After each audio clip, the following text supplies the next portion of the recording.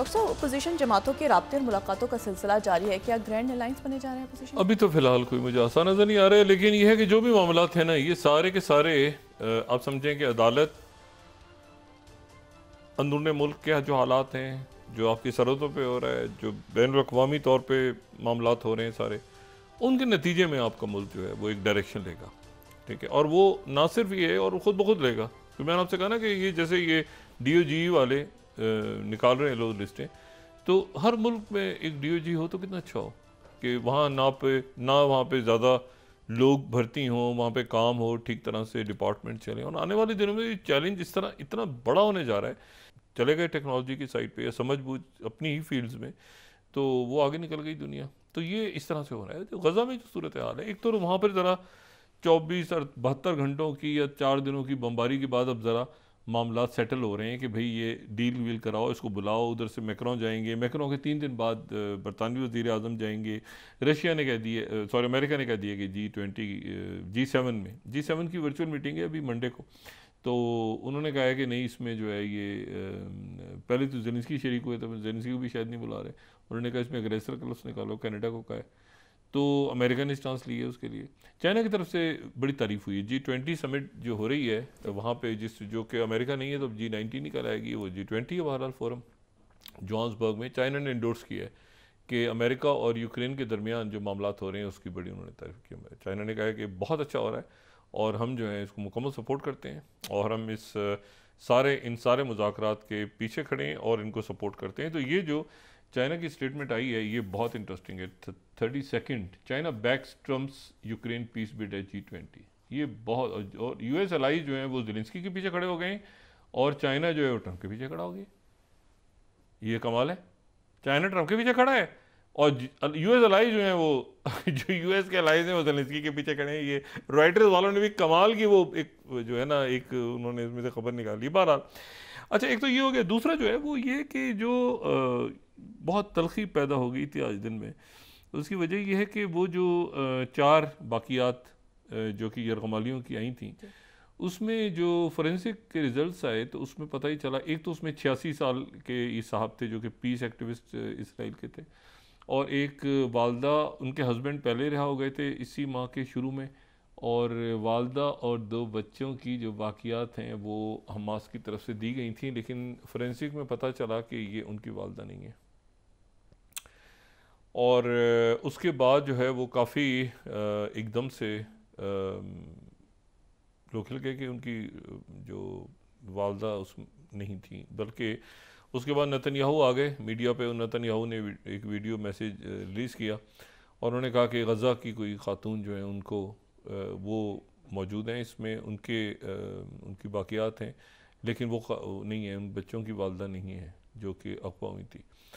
Hamas ने उसके बाद ये कहा कि ये सारी जो बॉडीज़ हम दे रहे हैं, ये इनमें से बहुत सारी बॉडीज़ ऐसी हैं, 48,000 तो सरकारी तौर पे शहादतें हुई हैं वहाँ पे गज़ा में। असल तादाद उससे कहीं ज़्यादा है। ये मलबे तले दबे हुए हैं सारे लोग।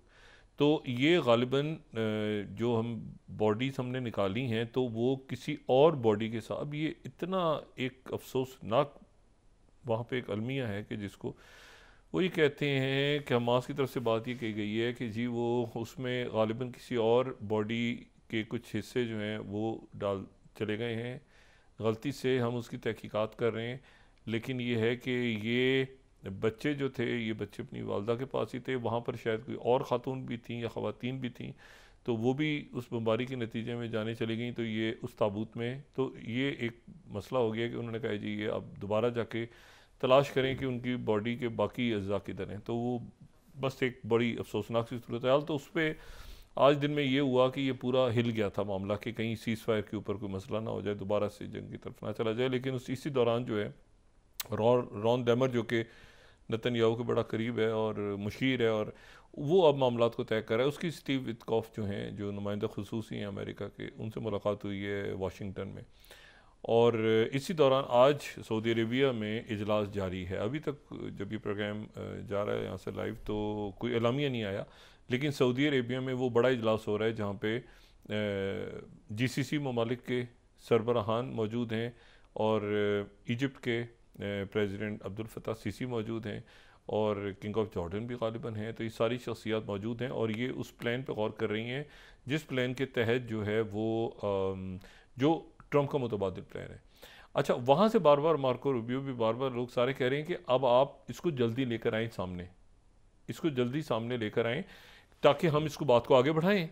आप जल्दी इसको जो भी आपने करना है आप अनाउंस करें और प्लान जल्दी लेकर आएँ ताकि हम बात आगे बढ़े। लेकिन कल जो है कल हफ्ते का रोज़ है और कल जो है वो गालिबन 6 यरगमाली मज़ीद रिहा करेंगे, गज़ा से रिहा होंगे। सीज़ फायर एग्रीमेंट मौजूद है अपनी जगह। नेतन्याहू ने आज इसी बात के ऊपर काफ़ी एक वक्त ऐसा आ गया था दिन में कि ये लग रहा था कि शायद ये सीज़ फायर एग्रीमेंट ही ना टूट जाए इसमें, क्योंकि वो एक डेड बॉडी जो है वो मिक्स है उसमें दूसरी किसी मैयत के भी कुछ बॉडी पार्ट्स थे। बहरहाल एनीवे, तो लेकिन हुआ ये कि वो सीज़ फायर एग्रीमेंट अपनी जगह मौजूद है। अब उसका जो कल का मरहला है उसमें वहाँ से 4 या 6 गालिबन रिहा होंगे जो यरगमाली हैं सुबह उसी तरह से। इनमें 2 यरगमाली ऐसे हैं जो कि 2014 से हमास के पास जिंदा कैद हैं। ये वो जो क्रॉस करके चले गए थे, तो वो कल जो हैं वो 6 जब रिहा होंगे, इसमें से 2 जो हैं 10 साल के बाद रिहा होंगे। 2 तो ये अक्टूबर के हैं, 2 हमास ने 2014 से रखे हुए जिंदा हैं ये सारे। 2014 में ये जो हैं ये इनको हमास ने पकड़ा था और ये 2025 में रिहा हो रहे हैं, यानी तकरीबन 10 साल से ज़्यादा। और इनके बदले जो है वो 2 बातें हैं। एक तो ये है कि 625 कैदी रिहा होंगे, उसमें से 60 जो हैं वो उम्र कैद और तकरीबन 40 जो हैं वो बड़ी तवील मुद्दत की कैद जो है वो काट रहे हैं, वो सारे रिहा हो जाएंगे। और एक दूसरी फिगर जो हमास के लोग कह रहे हैं, कुछ कह रहे हैं कि 632 शायद है, एक फिगर से ज़्यादा है, लेकिन मेरे ख्याल से ये 600 प्लस जो है ये ज़्यादा मुसद्दिका फिगर है और ये रिहा हो जाएंगे। पहले मरहले में कुल 1904 कैदियों ने रिहा होना है और कल का मरहला इसलिए बहुत इंपॉर्टेंट है कि 3 फरवरी से सेकंड फेज़ के ऊपर बातचीत शुरू होनी थी जो नहीं हुई, तो वो अब शुरू हुई है, अब शुरू होगी, यानी हुई है अब, यानी उसमें लेट हो गया बहुत ज़्यादा। और उसमें ये गज़ा का प्लान जो है वो इसी दौरान आ रहा है। ये तो तय हो गया है कि भाई ये इसकी फ़ंडिंग तो कोई इशू नहीं है अरब ममालिक के लिए। ये इशू है सिर्फ कि उसमें सिक्योरिटी फोर्स कौन सी दरमियान में रहेगी। और एक बात के ऊपर जो इसराइल है उसको इतराज़ है, इजिप्ट का प्लान है जो अभी तक उसकी डिटेल्स आ रही हैं कि जो कंस्ट्रक्शन का अमला है या जो फ़ंड हैं सारे वो रफ़ा से दाखिल होंगे, यानी वो थ्रू इसराइल की जो दूसरी उनका जो बॉर्डर वहाँ से नहीं, बल्कि वो दाखिल होंगे रफ़ा से ही। इसराइल कह रहा है कि इसका मतलब तो ये है कि वहाँ पे जो है वो हमास के लिए आप रिकन्स्ट्रक्शन कर रहे हैं, लेकिन इसके ऊपर सारे अरब ममालिक ने स्टांस लिया हुआ है कि एंट्री जो है वो रफ़ा से ही होगी, सारा फंड भी वहीं से जाएगा और तामीरात के लिए जो लोग जा रहे हैं, इंजीनियर्स या बाकी जो भी लोग हैं वो वहीं से जाया करेंगे। दूसरी जो बात है वो इसमें यह है कि कुछ चेक पॉइंट्स के ऊपर जो है वो जो अमेरिकन प्राइवेट सिक्योरिटी फर्म थी जिसके ऊपर हमास एग्री कर गई थी, वो कुछ जगहों पे मौजूद होगी इसराइल और गज़ा के बॉर्डर पे। और इसराइल के अंदर जो है वो फ़लस्तीन अथॉरिटी का कहना है हमें दे दी जाए इसकी अथॉरिटी, उसके ऊपर हमास के लोग कह रहे हैं हमें कोई इतराज़ नहीं है, लेकिन वही कह रहे हैं कि कंप्लीट जो डिसआर्म हमास नहीं होगी। अच्छा, इसराइल कह रहा है कि इनको सबको यहाँ से आप जलावतन करें, तो हमास के लोग कह रहे हैं कि जलावतन तो यहाँ से नहीं होंगे, अगर फ़लस्तीनी अथॉरिटी तो हम भी हैं। और हम फिर ये बात हो रही है कि वो अपने वेपन सारे किसी ऐसी जगह जमा करवा दें जहाँ पे अरब ममालिक और यूरोपीय यूनियन की कुछ ट्रूप्स मौजूद हों और वो वेपन्स की निगरानी कर रहे हों। वो कह रहे हैं कि हम अपने वेपन्स यहाँ पे अपने पास रखेंगे, या फिर ये कि सब यहाँ से निकलेंगे कहाँ और इधर ही तो हम रहेंगे, हमने कहाँ जाना है, उधर से अटैक कर दिया, हमसे असला भी ले लिया तुम सब ने, तो फिर क्या होगा? तो असला तो हम किसी सूरत नहीं देंगे, किसी सूरत हम असला नहीं देंगे जब तक ये सारा मामला। लेकिन दूसरा मरहला सबसे इंपॉर्टेंट है कि दूसरे मरहले के एंड पे यरगमाली कैदी रिहा हो जाएंगे, फ़ौज का इनकलाब हो जाएगा और फ़लस्तीनी रियासत की तरफ मामला चल पड़ेगा। तो इस अगला जो मरहला है ना, ये सबसे इंपॉर्टेंट है और इसको ख़राब करने के लिए बहुत सारी क़ुव्वतें जो पिछले कई दहाइयों से एक्टिव रही हैं, वो कोई असैसिनेशन कर सकती हैं, कोई हाईजैकिंग कर सकती हैं, कोई फॉल्स फ्लैग कर सकती हैं, कोई ब्लास्ट कर सकती हैं किसी जगह, कोई किलिंग। आज 3 धमाके बसों में हुए हैं तल अवीव में, खुदा जाने किसने किए हैं वहाँ पे, उसके बाद ऑपरेशन हुआ है वहाँ पे मज़ीद। तो इशू ये है कि इसको पूरे प्रोसेस को ख़राब करने के लिए जो स्टेटस को फोर्सेस हैं कि पीस की तरफ ना बढ़ा जाए। और यूक्रेन में उधर तो खैर ट्रंप और पुतिन डायरेक्ट बात कर रहे हैं, तो उधर जो है उधर तो कुछ नहीं, लेकिन ये जो बाकी दुनिया के मामलात हैं इसको ख़राब करने के लिए फिर तीसरी थर्ड पावर जिनके हाथ से बहुत कुछ निकल रहा होता है।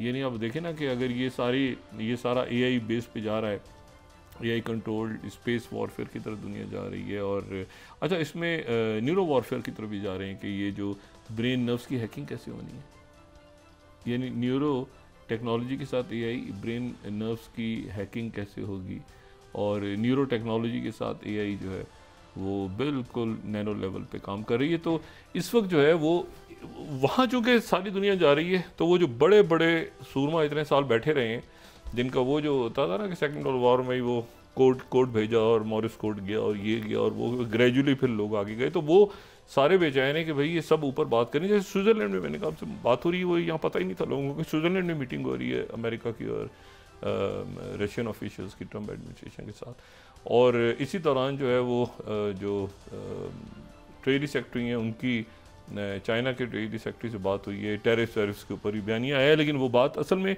हो ये रहा है कि ये मामला तेज़ी के साथ आगे जा रहे हैं।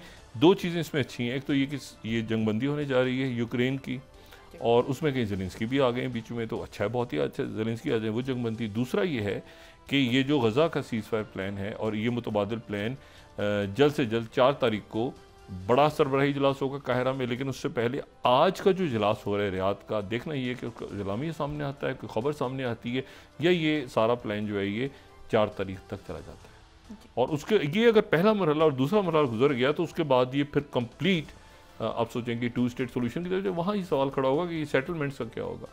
और इसमें भी बात हो रही है, और इसमें बात हो रही है कि यरूशलेम, गज़ा और तल अवीव को आपस में किस तरह से कनेक्ट किया जाए।